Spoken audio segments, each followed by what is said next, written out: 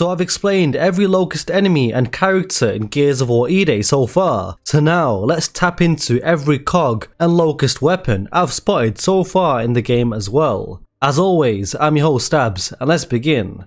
The iconic cog shotgun. The Gnasher is back in all its glory, ready to give opponents into nothing but bits. It seems like this time though, there's 6 shells in a magazine, rather than 8 like we've always been used to. But I'm just wondering if that's just for the campaign.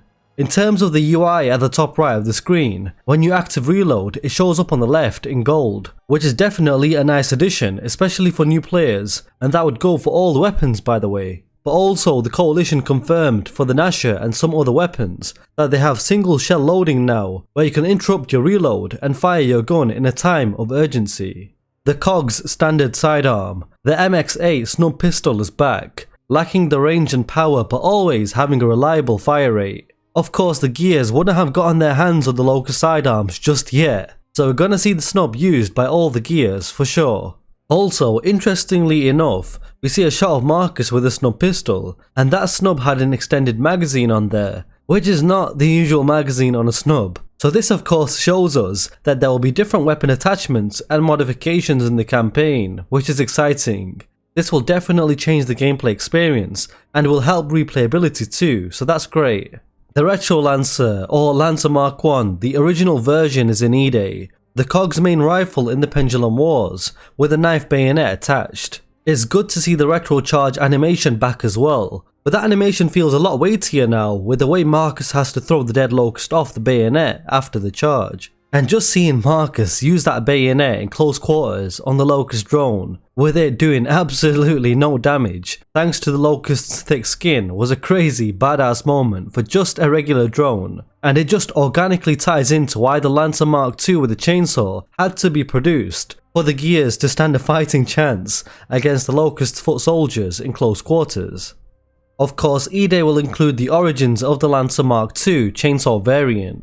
But in E-Day it's called a prototype Lancer, since it's more of a test version before being rolled out fully across the army. In the weapon blueprint we see it being powered by an emulsion motor and canister, with a cooling coil and exhaust. It definitely does give the look of a prototype thrown together version compared to the final Lancer design we see later in the games, so that's good to see. The prototype Lancer is also seen with different attachments, just like the Snub Pistol. For instance, we see many shots of the prototype Lancer with an ACOG sight. We see the iron sight, and then also see gameplay of the iron sight pushed down as well.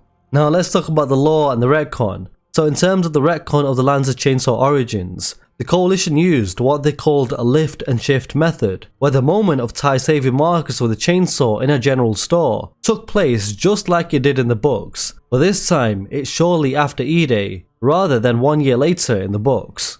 Now for me this makes total sense, just simply because Gears Judgment messed up the lore anyway, because it had all the Gears in the game having chainsaw lancers just 6 weeks after E-Day. And Gears is a video game IP, so the games take precedence over the books, and therefore it was only right to correct this issue by having Ty save Marcus with a chainsaw just like the books. But if you're going to correct this, don't change the moment, just lift this moment and shift it to shortly before E-Day, with the COG then prototyping the new Lancer Mark II, with it swiftly being rolled out across the army as time progresses, resulting in Gears Judgment also making sense as well, by seeing Kilo Squad and all the Onyx guards having the Lancer chainsaw as well. And just another final note on the Lancer chainsaw, I noticed quite a few different ways to chainsaw a Locust, which is really cool to see that it's not just 1 or 2 set animations, alongside the fact that we can chainsaw a boomer for the first time ever in a Gears game, which is crazy. Chainsaw a boomer's legs, and then chainsaw his head off.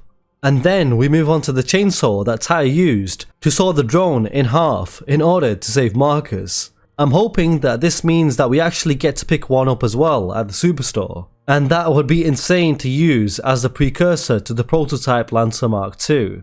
The Boomshots return, but actually in a different way, because the boomers are using a heavier, slower version of it, which is the prototype Boomshot. So even the Boomshot for the Locust may have perhaps been quite a newly manufactured weapon at this point in the timeline, which is quite interesting actually. And we also saw a snippet of Marcus using it, so it's definitely a heavy weapon to carry now compared to how we've always been accustomed to using it. My guess would be that the Locust modified it to become more of a mobile and efficient weapon as the war progressed. The good old reliable Longshot, bolt-action, single-shot sniper rifle of the KOG is back, a staple weapon of every Gears of War game. We see it used by the Gears, but also it has already made its way into Locust snipers' hands at this point in the timeline on Emergence Day. So as Anthony Carmine taught us best, take cover or die.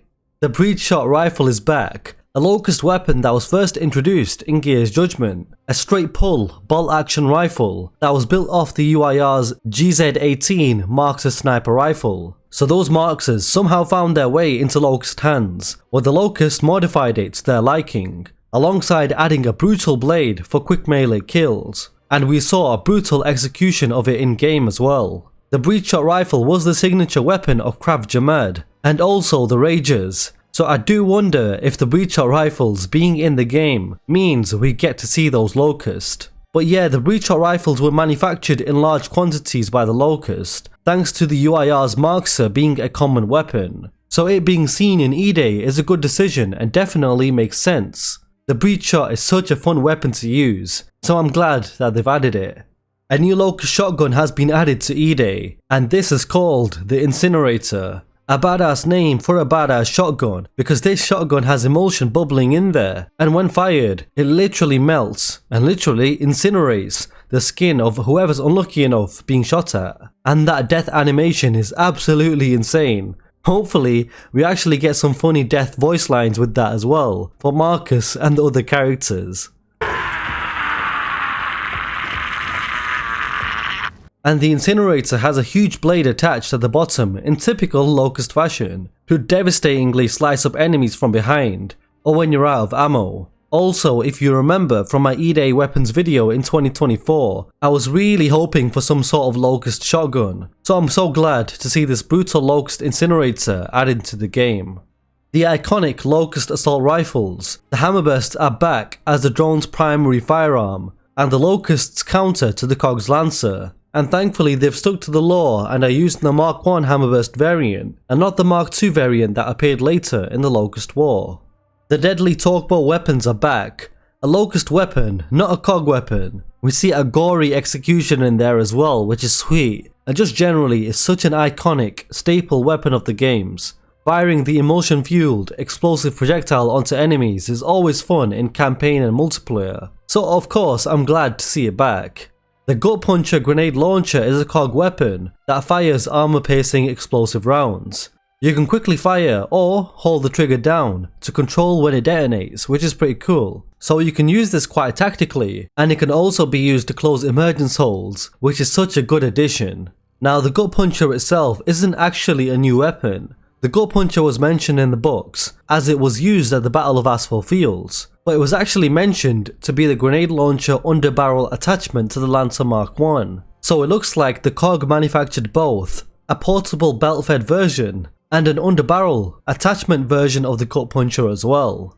As I pointed out in my E-Day Locust Enemies So Far video, the grinders seem to be using the Locust manufactured Troika double-barreled heavy machine gun. This may potentially be because they didn't get their hands on the KOG's hand-cranked Mulcher machine gun at this point in the timeline.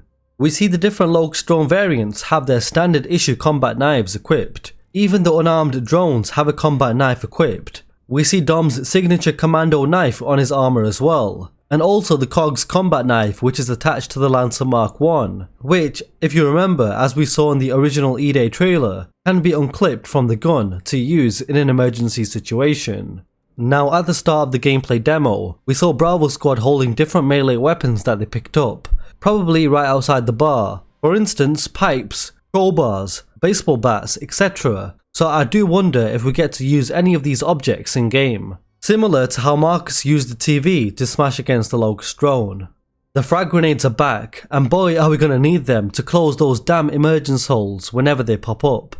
And also something I noticed on Mags' armor, we see some grenades on there. It looks like they're not explosive grenades, but rather tactical ones. For instance flashbangs, gas grenades or something similar. In the Pay and Save Superstore, we saw the gear Mako used in the KOG's Mulcher hand-cranked machine gun to wipe out some feral wretches, so it's good to see the Mulcher return as well. I think in this little gameplay shot, we saw the COG and UIR's multi-turret being used by a Locust. I'm not 100% sure, but it could be that specific turret. This was first seen in Gears 4's prologue in the section on Asphalt Fields in the Pendulum Wars. The twin barrel turret was slower than the Troika or the COG's chain guns, but the turret was more lethal, and it makes sense to be in the game since it was used by both sides in the Pendulum Wars. Now when the direct showed us a shot of 4 new weapons in the game, at the top right we see a weapon that we didn't actually see gameplay on. It's some sort of pistol, and it's got the Locust symbol on there, so it's their weapon.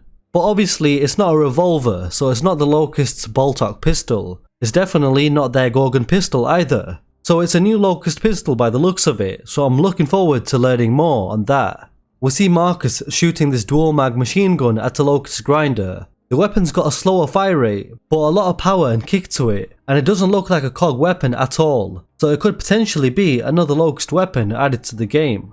In this crazy concept art piece, which has gotta be one of the most badass Gears of War concept arts I've ever seen, we see a Locust Grenadier holding a cleaver with bodies and destruction in the back. Now this is only concept art, so it may not have actually materialized in game, but honestly I'm hoping it actually happens, because seeing Locust Grenadiers holding cleavers or another similar melee weapon would be insane to go up against. I really want to see that. And finally, although this one's not a weapon, we've got the COG ammo boxes back, which is good to see, small and large crates, and we see little ammo pouches to pick up as well. Overall, the weapons in the game are looking really good. They're brutal, unique, and a return to form, and it's nice to see them adding weapons from the extended media as well. The only weapon I wish they added was the rocket launcher that is seen in cut concepts and in the comics, because using that in the campaign against Reavers, Brumacs, and Corpses would be so cool. But yeah, that my friends is every weapon in Gears of War E-Day so far. Hopefully I was able to spot all of them. Let me know what you think of all the weapons in the comments below. Subscribe for everything Gears on the channel, and a big thank you to the members of the channel as always. I'm your host Abz, and I'll catch you guys next time.